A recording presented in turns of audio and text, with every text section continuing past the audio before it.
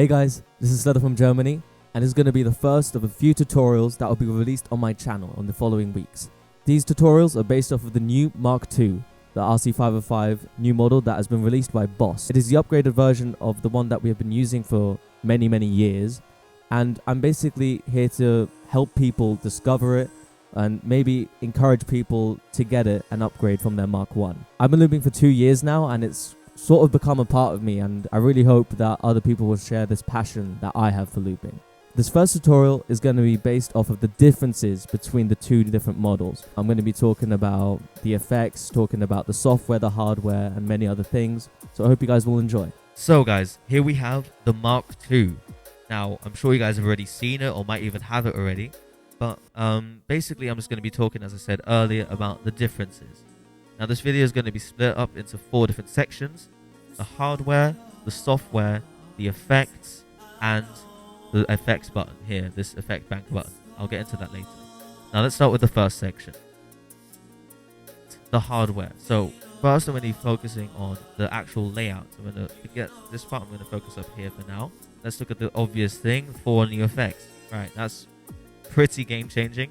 This just allows so many more opportunities, and I think this was probably one of the best changes they've done to upgrade the Mark I. But the differences are, for example, here the 4 buttons that used to be here in the center have now been split up into 2. This makes sense because then there's these 4 buttons here, but it takes some time to get used to. You'll find yourself just touching ghost buttons if you're used to the Mark I, but I fully like this change. And then obviously these 4 buttons here, they're used to change parameters and go through settings, and they can even be assigned buttons. So these are great. I love these. Now, if we go here, you used to have the right button, but that's now been removed, and it's now just if you press exit and enter at the same time, you can write. And yeah, it's pretty cool. I like this change as well. You still got the rhythm buttons and stuff, the tempo buttons. So I think that's pretty cool. The menu button has been moved from here to here, which I guess it makes sense. I'm not going to get into the menu settings because I think there's already a great tutorial on that. I'll link it down below. It's from Dgymie. I really recommend you to check it out. It really helped me when I just bought the loop station, so please do that. Then obviously there's these effect banks buttons, which are pretty key. Now, they don't only do effects banks, they actually do many other things, but I'll get into that later. Now, for probably the worst change on the Mark II, do you see this blank space here?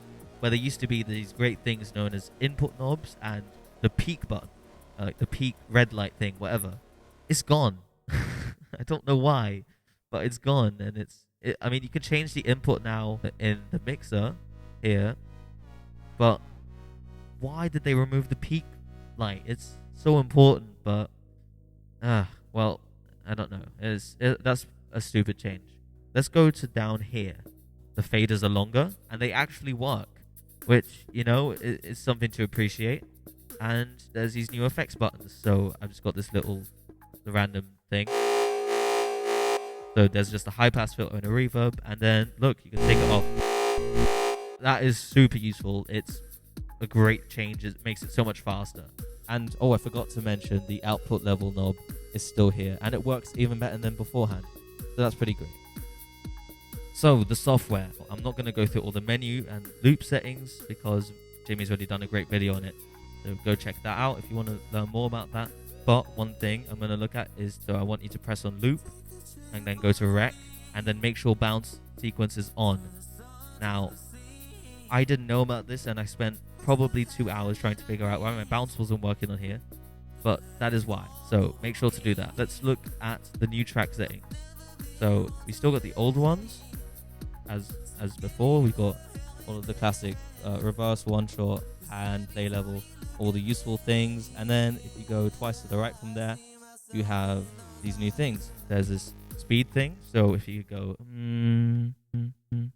you can double speed it. And then this pitch, so where it says pitch, if you just press on X fade instead, or I don't know if cancel fade, I don't know, but then it just double speeds it without changing the pitch. So that's really useful, I think. I can imagine it being very useful. Then you got the bounce. This is a major difference. So let's say I've got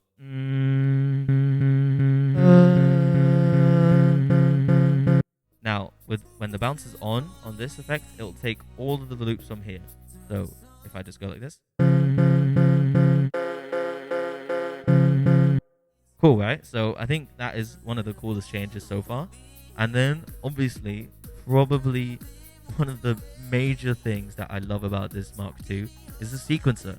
So I'm just going to pick the transpose effect here. It works normally. So you got the transpose, right, as you know. And if you go one to the right, you get this thing called SW, which is sequencer. And you got 16 different steps that you can change. The transpose isn't the only effect that has it. There's tons. I'm just going to use it as an easy example. So here you got the step rate, and then how many steps you're going to use. So if you only want like a little arpeggio, you can pick 3, for example. And then you literally just go to the different intervals and stuff, and you can get something like... Right, it sounds kind of whack, but you can do cool things with it if you do it properly. Now, the effects part. So I'm not going to get into all of them, but I'm just going to do a little list here. So there you go. You should see all of the different effects now. I'm going to be doing tutorials on effect combos that I think are really cool, and I think might come in handy for some people that just started with the Mark II.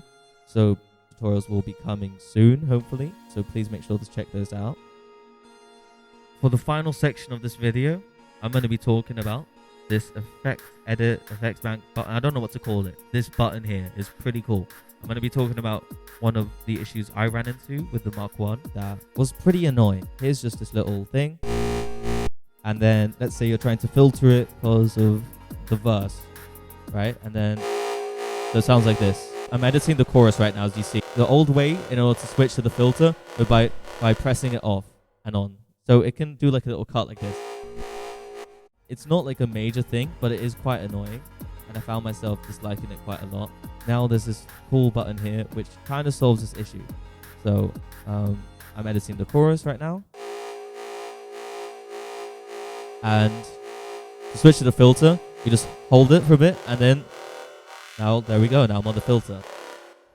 This is quite cool. This helps a lot when trying to like not have bad transitions. So thank you, boss. I appreciate that one. This button can do way more than that though. And there's these new things called effect banks. These are genius. I love whoever came up with this idea, because this just makes everything for every looper so much faster and easier. Let's say I've got this high pass filter. There's 2 ways to access the effect banks.